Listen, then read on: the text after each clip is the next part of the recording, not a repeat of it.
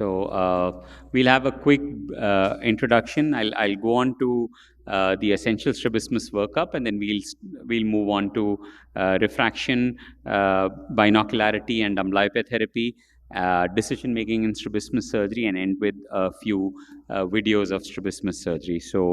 I would request my co-panelists, Dr. Digvijay, who will join us in a bit, Dr. Swati, and Dr. Ankur on the dais, please. So I'll start with. So we were just talking. We've been having all day our pediatric ophthalmology, and basically everything that we are going to discuss comes and can be put into what we have on this flow chart here. So you have a strabismus. It could be a pseudostrabismus, a latent strabismus, or a manifest strabismus. A pseudostrabismus being that it is actually not there but appears to be there. A latent strabismus is that a strabismus is there but gets controlled by dynamic factors like fusion or accommodation. Manifest strabismus, which could be a comitant or an incomitant strabismus. The basic workup always in strabismus requires a fair amount of chair time, and you need to have a bit of history to this. You need to know the presenting complaints like asthenopia, diplopia, the presence of strabismus of how long, when was the age of onset and the duration, the pattern of deviation, whether it's intermittent, constant, the CMI is deviating, or there is an alternation to the strabismus. What is the precipitating factor, and is there any treatment that was given?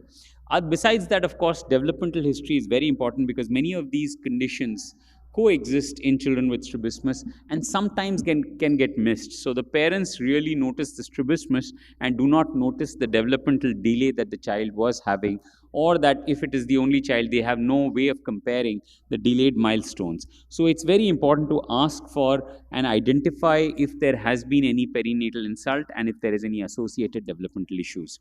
These are visual milestones that that are grossly there. The most important being that by 2 months the child can fix and follow and has a facial recognition of the mother. So a social smile will start coming at 2 months because the child will start recognizing the mother. Subsequently, of course, by 5 months, the onset of stereopsis is there and a fair amount of binocularity develops.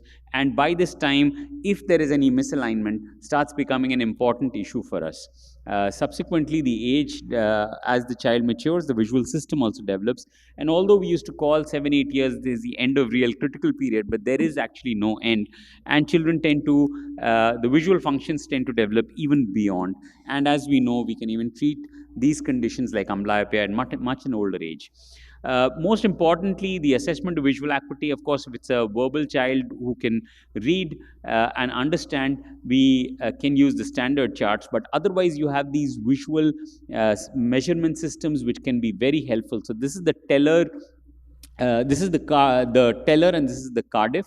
The Cardiff is for a little older children from 1.5 years to 2.5 to 3 years, and this is for about 6 months onwards to about 1.5 years. The speciality of these cards are that they have this principle of vanishing optotype. So if the child is not able to see these structures, the gratings in this case and these structures in this case, these do not become visible and they merge into the gray background. So that's why they are called vanishing optotypes. If he is not able to resolve, they vanish. And of course, it's a basis of the visual assessment system is called a preferential looking system. So the child will preferentially look at a design or a shape or a structure as compared to the blank background, and that's what we are recognizing for. So we are recognizing for the preference of that child to look at an object, and by repeated testing, that's how we measure. There are other methods like the optokinetic drum and VER, but they are not as accurate. And after 3 or 4 years, you hope and try and get a tumbling E or an alphabet trained child in identifying the actual visual acuity. Again, very, very important to identify if you don't have vision, are not able to collect the visual acuity of a child. Important to identify signs of amblyopia. Among the important things is one of the reasons why we don't operate before we do amblyopia is the reason that you are able to identify amblyopia. So the constantly deviating eye is obviously amblyopic as compared to the eye that is constantly fixing. And otherwise, a cover test, just covering one of the eyes, you can know that this eye is amblyopic because he's not uncomfortable with this eye. But the moment the right eye, which is the actual seeing eye, is covered, the child becomes uncomfortable. Importance of refraction, and we'll be discussing that, cannot be overemphasized. Not only accommodative esotropias, but divergent squints also need to have a good pair of glasses. Dynamic factors like accommodation, fusion are key factors which control deviation. So a divergent squint, just by correcting and improving the vision and giving good quality visual acuity, may just correct an obvious manifesting divergent squint into an intermittent divergent squint, which may not require surgery. High refractive errors need to be always checked for centration, because the moment you have a decentered glass, it itself produces a prismatic effect, can affect the amount of strabismus that you're observing, or else also result in asthenopia. So identify decentered glasses, correct for decentered glasses, and adjust for it in the measurements that you're doing. Always important to identify head postures. Do not correct the head posture first. Identify it. There can be multiple causes, including nystagmus, pattern strabismus, and as simple as refractive errors. And head postures and position of the head can be very diagnostic sometimes. Like in this child, you can see a congenital superior oblique palsy. You can see the classical mid-facial hypoplasia, because the child was holding his head tilted onto the left side all across as he was growing. So the left-sided did not grow up as appropriately as before. So it's very, very important to identify the motor status and the head posture before correcting it, and start making indirect conclusions based on that. You can evaluate the amount of deviation first by the Hirschberg test, which is the corneal reflex test, and the extent of decentration of the reflex will give us an idea about the deviation. Important that looks can be deceptive. So from far, this child looks as if he has an esotropia, but you concentrate on the corneal light reflexes, and they are well centered. Whenever the parent tells us about the possibility of a strabismus, and you appear that the child appears to be aligned, ask the parents to take straight ahead photographs with a flash and identify whether there is actually true deviation there or not.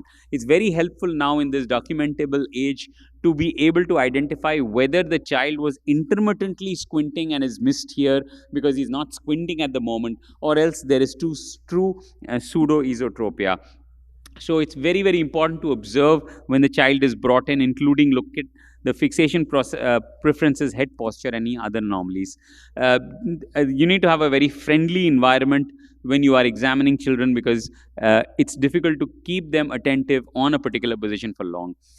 Always look at the static angle or the amount of deviation bereft of the dynamic factors we started talking about. So accommodative esotropias can present at any age. We've had children in their teens also present with accommodative esotropias. So it's very, very important that when a patient presents, an age-appropriate cycloplegic refraction is done. Again, it's important to overall examine the child and look for lid position and palpable aperture differences and anomalies as the child, as the eyes move, and that will help us to identify things like Duane syndromes, pseudotosis in MEDs, aberrant innervations, and any asymmetry that can exist and may have a role to play in decision making, so that you can balance that off when you are doing your surgery. Ocular alignment, we talked about the corneal light reflex. You can do the Bruckner's reflex, that again, just on the retinal reflex, you get to know if the presence of squint or anisometropia. And of course, a cover test that will help to pick up refixation movements that can again identify pseudo strabismus. So a Bruckner's reflex can help us to identify anisometropia and esotropia, exotropia. We talked about pseudo. So again, while you have a good centered reflex, if there is doubt, you do a cover test to confirm true ESO or true exotropias. So it's important to identify whether there is a true strabismus or not, whether if it's not a presenting strabismus, is there latent. You can do a cover test to confirm tropias, and then of course identify the type of squint by the refixation movement. The cover test is done for tropias. You cover what is the fixing eye, and you see for movement in the apparently deviating eye. Obviously, the eye should be able to move. The eye should have some vision. A cover, uncover, or an uncover test is for 4 years, and you cover and then you uncover the eye and you look for the movement of redressal as the eye moves in back to take up fixation. Eye movements are the next most important thing. Versions are binocular eye movements, but must be followed by uniocular eye movements if there are any limitation of movements. You look for up gaze and down gaze to look for oblique muscles. We do usually 25-degree up gaze and 35-degree down gaze so that we are able to identify if there is any pattern. More than 10 prisms of difference in up gaze and down gaze and 15 prisms for V pattern are considered significant enough to require intervention. So here you can see the presence of a V pattern and the presence of an, so the V pattern gives us an idea of oblique overaction. You check for oblique. In this patient, there was an inferior oblique overaction responsible for this.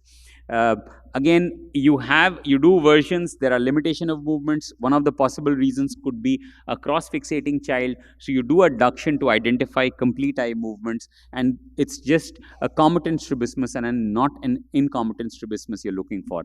The other things to look for is with and without refractive correction to look for accommodative components. For distance and near, you identify intermittent divergent squints because looking at near, they may be accommodating or having a tenacious proximal fusion that is keeping the eye in control, and they break for distance. Look at 9 gazes and look for preference eyes that are preferring. So this is showing you how we will look for up gaze and down gaze for patterns. A Hirschberg test that is identifying the amount of deviation that is there. In eyes with poor vision, you can do a Krimsky test where you can either put the prism on the deviating eye, but it's preferable to put it on the fixing eye, make the fixing eye deviate, and get the abnormal eye to position itself where you want the endpoint to be, and therefore plan your surgery. In patients with good vision, a prism bar cover test, a fundus evaluation in the presence of or oblique overactions to look for torsion. You can take a fundus photograph and identify the position of the fovea and the presence of torsion accordingly. You have a lot of sensory examination tests, and it's important that if you are looking at an endpoint of binocularity or stereopsis, it's important to do these tests.